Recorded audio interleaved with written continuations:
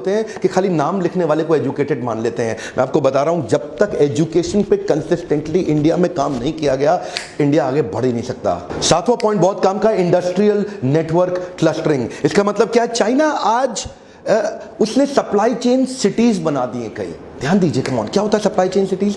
वो एक प्रोडक्ट को बनाने के लिए जो जो कुछ रिक्वायर्ड है उसका पूरा एक क्लस्टरिंग क्रिएट कर देगा। इसका मतलब क्या है? सिंगल फोकस प्रोडक्ट की एक सिटी तैयार हो गई। अब वो एक मोबाइल बनाने के लिए आसपास सब कुछ जो जो कुछ चाहिए सब एक जगह पे आ गया। कुछ अमेरिकन उदाहरण लेते हैं, शुरू करते हैं डेट्रॉइट से, जिसको मोटर सिटी बोला जाता है। ये auto hub, auto parts manufacturing का है। न्यूयॉर्क को फाइनेंशियल सेंटर माना जाता है, वो फाइनेंस के लिए हब है।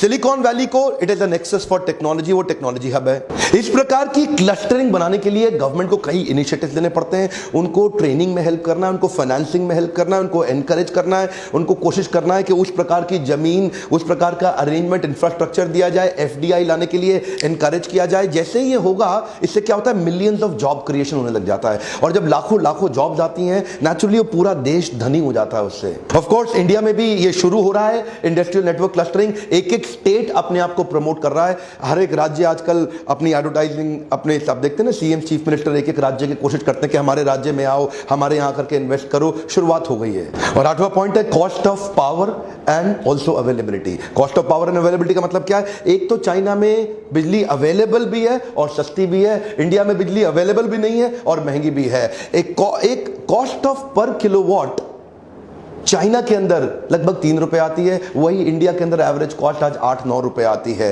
तो और दूसरा क्या, वहां 24/7 बिजली अवेलेबल है।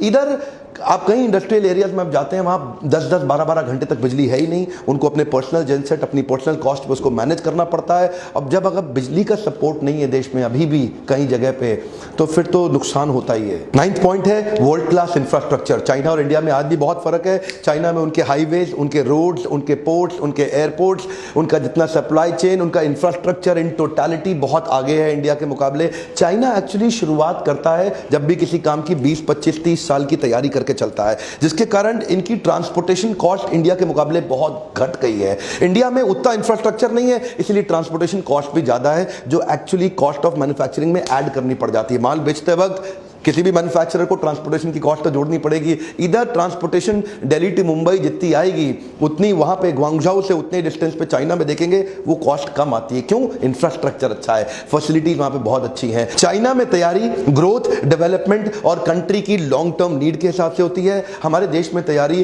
5 साल बाद मुझे वोट वापस कैसे मिल जाए उस हिसाब से होती है। तो क्योंकि यहाँ पे बड़ा शॉर्ट लिव्ड अटेंशन स्पैन है कि मेरे को 5 साल संभालना है, अगली बार कुर्सी वापस रह जाए, तो अपीजमेंट बहुत ज्यादा है। उधर अपीजमेंट नहीं है, उधर ग्रोथ और डेवलपमेंट पे फोकस है। और 10वां पॉइंट है Chinese government and industry work in partnerships. ध्यान दीजिए, चाइना में क्या है ना, उन्होंने श्रीलंका हो, पाकिस्तान हो या अफ्रीकन कंट्रीज हो, चाइना की सरकार और कॉर्पोरेट दोनों मिलकर काम करते हैं आपस में। वो क्या करते हैं, चाइनीज सरकार खुद चली जाएगी श्रीलंका में, ये हमारी कंपनी आके आपका ये संभाल लेगी, ये संभाल लेगी, ये संभाल लेगी।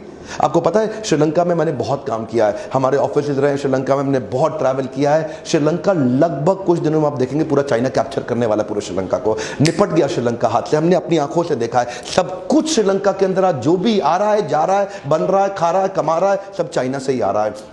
जितनी सड़कें, हाईवे, पोर्ट्स, जो कुछ बन रहा है सब चाइनीज गवर्नमेंट ही वहां बना रही है। क्यों जानते हैं? चाइना अपनी कॉर्पोरेट को साथ लेके चलती है और अपने पॉलिटिकल इंटरनेशनल इंटरेस्ट को भी साथ लेती है, कंट्री को ही लपेट लेती है पूरे। एक कंपनी को घुसाया, उस कंट्री को उठा लिया। पाकिस्तान घुस गए, पूरा चाइना पाकिस्तान लपेटने लगा, आपके सामने देखने रहे क्या? अफ्रीकन कंट्रीज में घुस गए। इंडिया में ये सब नहीं हो सकता। इंडिया में अगर सरकार अपनी कंपनी को दुनिया में लेके जाने की कोशिश करे तो दूसरी पार्टी खड़ी हो जाए, पैसा खा रहा है, खाया पैसा, खाया। यहां पे यही चक्कर है। इधर क्या है? वोट बैंक है।